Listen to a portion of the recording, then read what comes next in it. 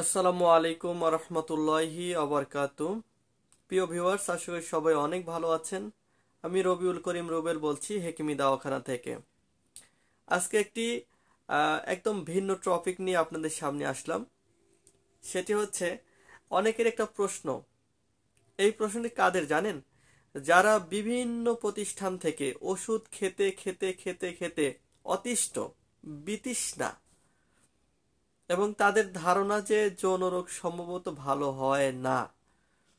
সবাই প্রতারণা তার সাথে করতেছে। কারণ একজন ব্যক্তি সেই 15-16 বছর বা 18 বছর বয়সে যৌন রোগে আক্রান্ত হয়েছে, তার বয়স এখন 40, কারো 50।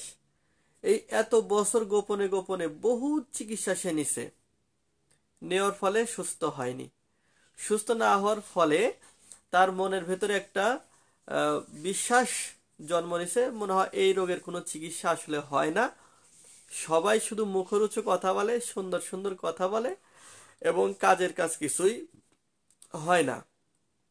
এবং তাদের ভাষ্য এটাই যে ভাই, এই রোগ যদি ভালোই হবে তাহলে আমি কেন সুস্থ হইলাম না?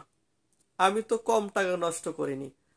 আর যে যা বলেছে, রাস্তার হোকার থেকে শুরু করে এমবিবিএস, এফসিপিএস, বড় বড় ডক্টর কবিরাজ পর্যন্ত দেখাইছি, কিন্তু আমার রোগ ভালো হয় না। তো আমি কি বলবো, এই রোগের কি কোনো চিকিৎসা আছে? আমি বলবো যে আছে। সহজ উত্তর হচ্ছে এই রোগের চিকিৎসা আছে। তো এখন আপনি বলতে পারেন, তাহলে যৌন রোগের জন্য আদর্শ চিকিৎসা কোনটা? কোন চিকিৎসা ব্যবস্থাটি হলো আদর্শ চিকিৎসা, যেখানে মানুষ গেলে সুস্থ হবে স্থায়ীভাবে? তো আমি এই প্রশ্ন উত্তর এটাই দিব যে আদর্শ চিকিৎসা না, আদর্শ ডাক্তার প্রয়োজন। কারণ এলোপ্যাথিক বা হোমিওপ্যাথিক, বনাজি বা ভেষজ, সব জগতেই আপনি সুস্থ হবেন। সব জগতেই ভালো চিকিৎসা আছে। কারণ চিকিৎসা যদি না থাকতো তাহলে এলোপ্যাথি, হোমিও বা বনাজিতে এই যৌন ডিপার্টমেন্ট থাকতো না। যেহেতু এই ডিপার্টমেন্ট আছে, তাহলে প্রত্যেকটা সেক্টরে এই রোগের স্থায়ী চিকিৎসাও আছে। তো আমি তো প্রথমে বললাম যে আদর্শ ডাক্তার দরকার। চিকিৎসা কিন্তু সবাই করতে পারে, কিন্তু সঠিক চিকিৎসা কিন্তু সবাই করতে পারে না। যদি আপনি একজন আদর্শ ডাক্তারের চিকিৎসা গ্রহণ করেন, আপনি এক জায়গাতেই সুস্থ হয়ে যাবেন।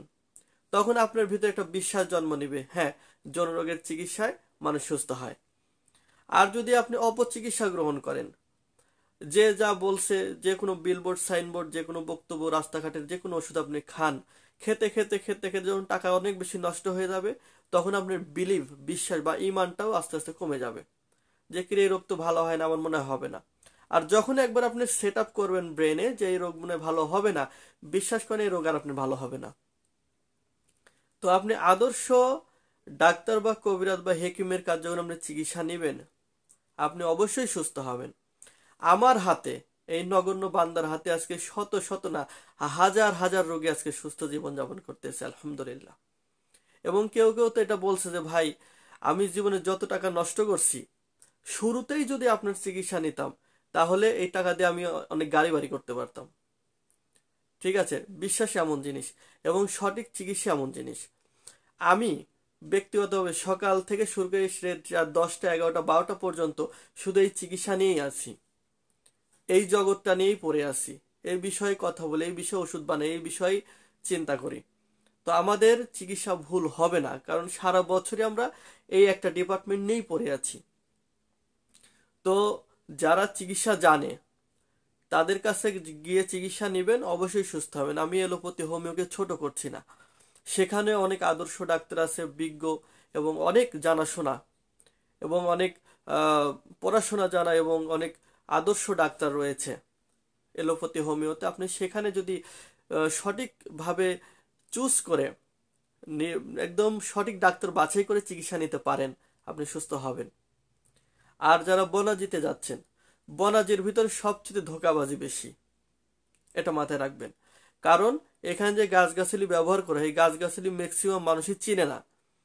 আপনি চাইলেন অশ্বগন্ধা, দিল শিমুল, চাইলেন তেঁতুল, দিল শিমুল, আপনি বুঝবেন না। যারা নতুন মানুষ বুঝে না, এজন্য এই জগতে সঠিক মানুষ দেখে বুঝে তারপর চিকিৎসা গ্রহণ করা উচিত। এবং যদি আপনি অনলাইনে আমাদের মতো ব্যক্তিদের কাছ থেকে চিকিৎসা নিতে চান, তাহলে আমাদের আইডি ঘুরে ঘুরে দেখা উচিত যে তার প্রতিষ্ঠান আছে কিনা, সে নিজ ওষুধ বানাইতে পারে কিনা, সে ওষুধ বিক্রি করে কিনা, নিয়মিত তার ভিডিও পাওয়া যায় কিনা। শুধু তাই নয়, দেখতে হবে যে তার নাম্বার কয়টা। অনেক সময় একজন ব্যক্তির নাম্বার যখন 5টা 7টা থাকে বিভিন্ন পেজে বিভিন্ন আইডিতে, তখন এই ব্যক্তি কিন্তু ধোঁকাবাজি করতে পারে, আপনার সাথে প্রতারণা করতে পারে। আপনার সাথে এক নম্বরে ভিডিও কলে কথা বলে ওষুধ নেওয়ার বলে দিবে বলে টাকা নিয়ে ফোন আপনাকে ব্লক করে দিতে পারে। দেখতে হবে ওই ব্যক্তির নাম্বার কয়টা, ওই ব্যক্তি ওষুধ বানাইতে পারে কিনা, ওই ব্যক্তির প্রতিষ্ঠান আছে কিনা, ওই ব্যক্তি নিয়মিত ভিডিও আপলোড করে কিনা, ব্যক্তিটা কেমন।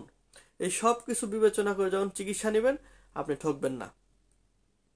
আমার কথাগুলো অনেকটাই তিতা তিতা লাগতেছে অনেকের, তো ভাই এটাই সত্যি। আর আমি ভাই কথা বলা পছন্দ করি, আমি ওই গোছায় আপনাকে কনভিন্স করার মতো কথা বলতেছি না, আমি যেটা সত্য সুন্দর সেটাই উপস্থাপন করছি। জানি না আপনাদের কাছে কেমন লাগছে। যদি আমার ভিডিও নিয়মিত পেতে চান, অবশ্যই ফলো দিয়ে রাখবেন বা সাবস্ক্রাইব করে রাখবেন। আর আপনাদের ভালোবাসা আমাদের পথ চলা, দোয়া চাই সবার কাছে। ভালো থাকবেন সবাই।